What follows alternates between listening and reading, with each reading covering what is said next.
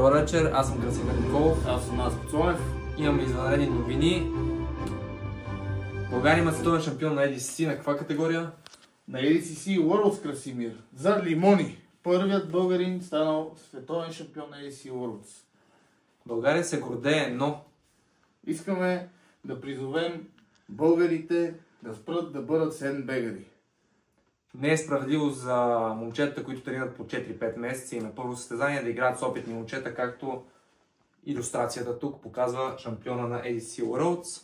Момчета не е честно спрямо другите. От каналът ни Pitbulls TV искаме да призовем всички състезатели да играят на девизите, определени за тях. Stop Sandbagging in Bulgaria.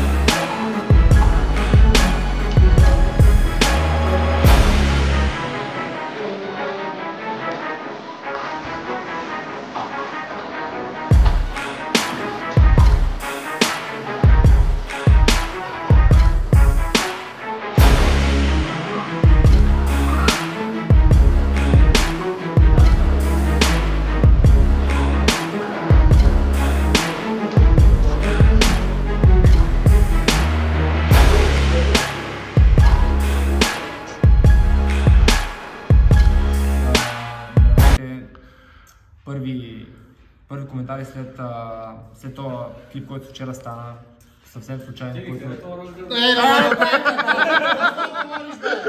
Снимаме! Бракни ми във всяка елка. Разваляш сесията! Вечер това са първите коментари след вчерашния клип, който направихме аз и Наско. Реално ние го направихме в 11:30-12 часа вечерта, съвсем случайно. Искам да кажа, че не сме целяли да обидим абсолютно никой. Нямаме нищо против Адам, нищо против Twisted. Имаме категорично против хората, които се ембегват. В случая Адам се ембегна в Белград първия път и в случая във Варшава втория път. Това е нещо, което... Аз ти казвам, нямам нищо против тебе. Наистина, нито против тебе, нито Twisted, нито който и да е бил клуб в София. Просто в случая има нещо, което ми е окей и то е да се играе с по-неопитни противници. Кажа, че за мен е адекватното като цяло да вземеш 3, 4, 5 състезания на beginners, тогава че скачиш на интермият да повториш дрила пак 5-6 състезания, нали малко повече, тогава че скачаш да играеш на адванс. Според мен всичко друго си е абсолютно сандбагване. Аз мога да кажа и отличен опит. Става въпрос за взимане на златана, да играеш 4-5 състезания. Да вземеш примерно 4-5 пъти да си вземеш категорията, да биеш хората, които са категория. Според мен е абсолютно нормално да скачиш на горното ниво.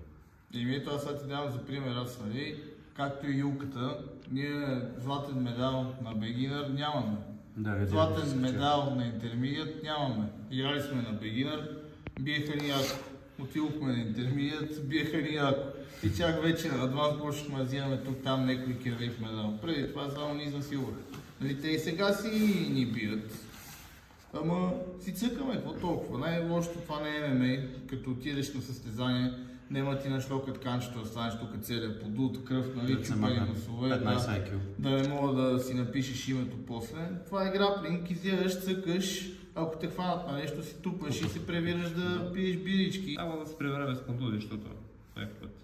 Или тупаш на време и няма контузии. Да, много е важно да тупаш на време. Да, ако някой прецени, че има нещо против Адам, нямаме. Адам нормално момче. Просто трябва малко повече да обръща внимание на какво ниво е.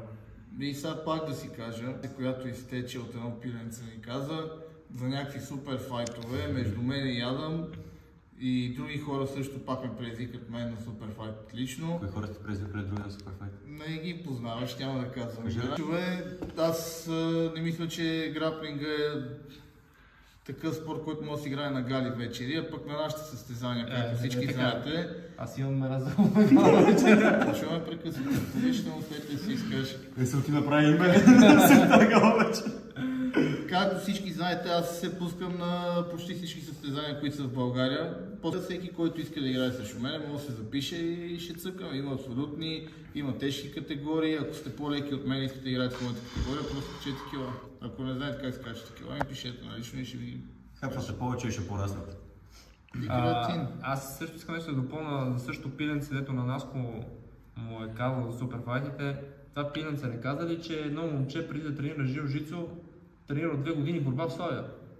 Еми нали? Това не го знаем със сигурност. Това не е потвърден факт. Са пича и дагестанец пуло, нали, както знаем, което са си плюс 10 точки борба, така че... Трябва да отбележим, в случая е нашите приятели от NoSeas. NoSeas за по-добро дишане. Да, между другото, аз съм с запушен канал на дясната ноздра и помагах ми да се боря, по-добре дишам. И като тренирам, аз обикновено тичам, правя кардио, доста добре се отразява в случая на кардиото, защото просто не дишам през устата. Помага, аз даже първи път като се сложих, мислех, че е булшит, честно казано. Сложих си и наистина веднага ти отваря носа. Добре, като цяло е добре. Добре, че да отваря друго. Пазаровите промокод Pitbulls 15. Да, за 15%. 15%. Аз специални поздрави за Коцето Митов от никаква стойност. Това е един истински войн, който не се отказва никога, според мен. Елата Коце, ще се видим на Созопол в Елвиса. Коце заповядай да направим една тренировка тук, да снимаме някакви влогчета. Да. С по-хубава камера. С носи и слепенки си. Да. Задължително. И по-хубава камера. Коце 15 кода и Pitbulls 15 за 30% от другото, което е Николайка, тебе те чакам на следващото състезание на Лилави Колани, без значение ги, но ги. Предизвикан си, чакам те. Снимай го това. Бро, аз утре съм на работа. Трябва да 6 часа. Чичо ти Филип.